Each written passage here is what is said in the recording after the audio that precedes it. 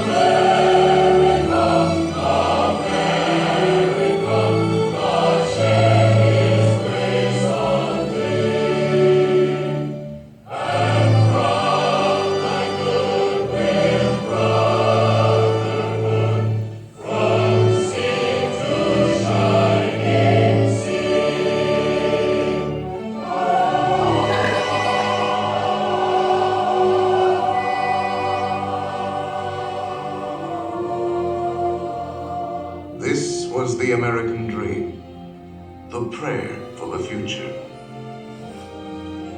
But that golden goal was not to be had without cost. The American way was not gained in a day. It was born in adversity, forged out of conflict, perfected and proven only after long experience and trial.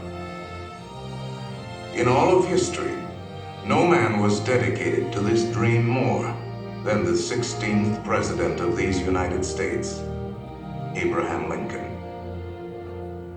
Here in his own words is what he once wrote about himself. For at that time, very few people outside Illinois knew very much about this man from the prairie.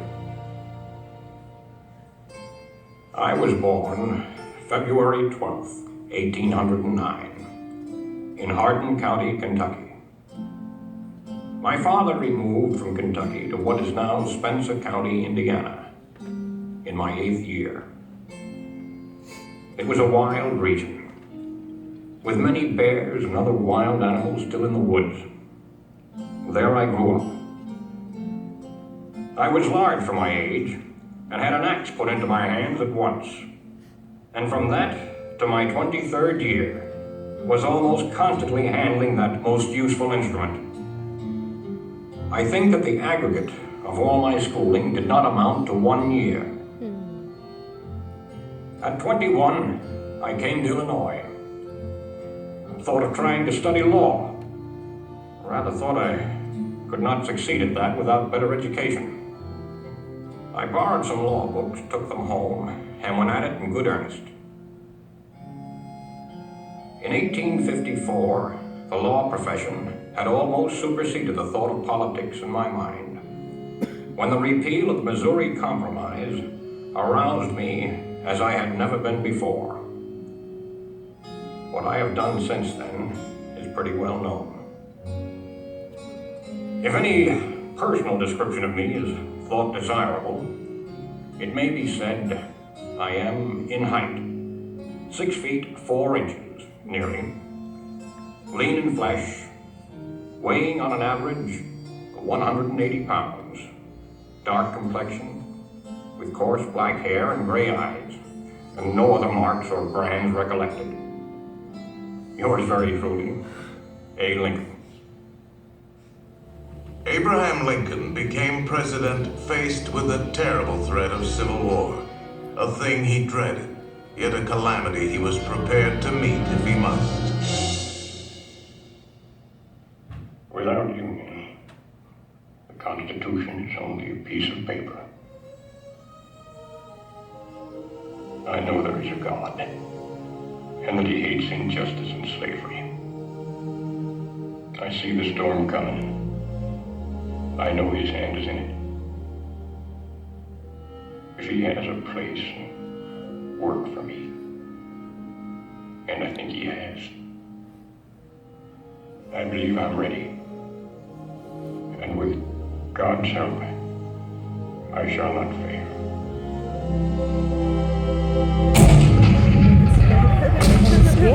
April 12, 1861, Fort Sumter. the cannon spoke for war. Civil war, violent, devastating.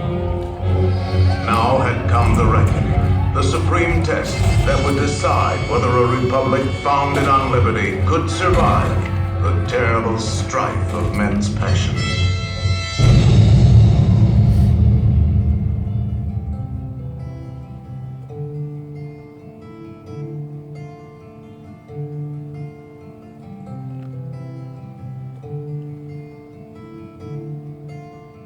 Two brothers on their way, two brothers on their way, two brothers on their way, one wore blue and one wore gray. One wore blue and one wore gray, as they marched along their way. The fife and drum began to play, all on a beautiful morning.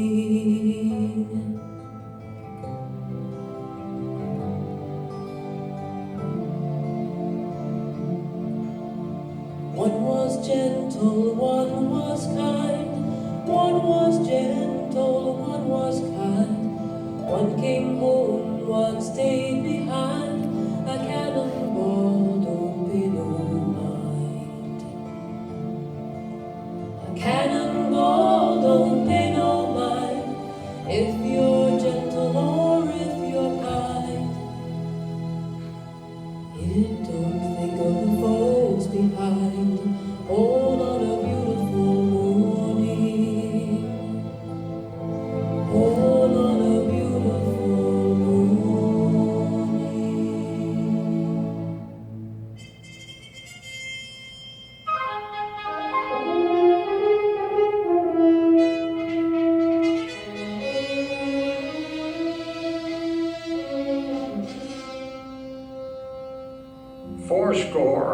87 years ago, our fathers brought forth on this continent a new nation, conceived in liberty and dedicated to the proposition that all men are created equal.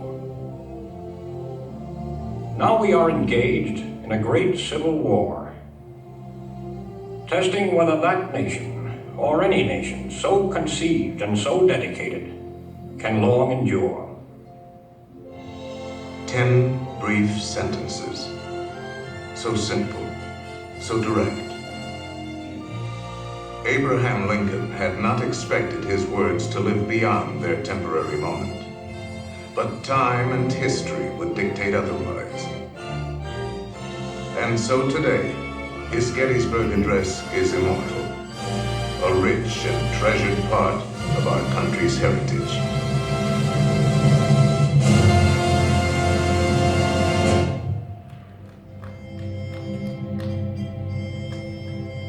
We pay tribute here not to a man who lived a century ago, but to an individual who lives today in the hearts of all freedom-loving people. His prophetic words are as valid for our time as they were for his. And now, the skills of the sculptor and the talents of the artist will let us relive great moments with Mr. Lincoln.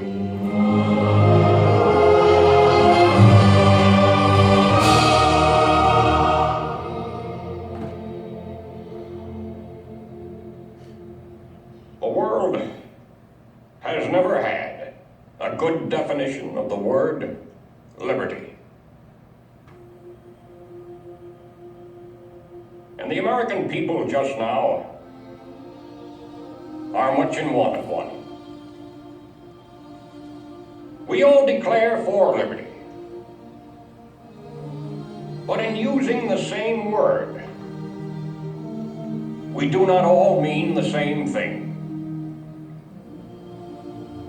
What constitutes the bulwark of our liberty and independence? It is not our frowning battlements, our bristling seacoasts. These are not our reliance against tyranny. Our reliance is in the love of liberty, which God has planted in our bosoms. Our defense is in the preservation of the spirit which prizes liberty as the heritage of all men, in all lands, everywhere. Destroy this spirit, and you have planted the seeds of despotism around your own doors.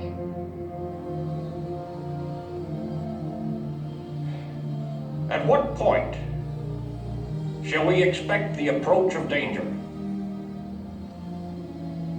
By what means shall we fortify against it? Shall we expect some transatlantic military giant to step the ocean and crush us with a blow? Never.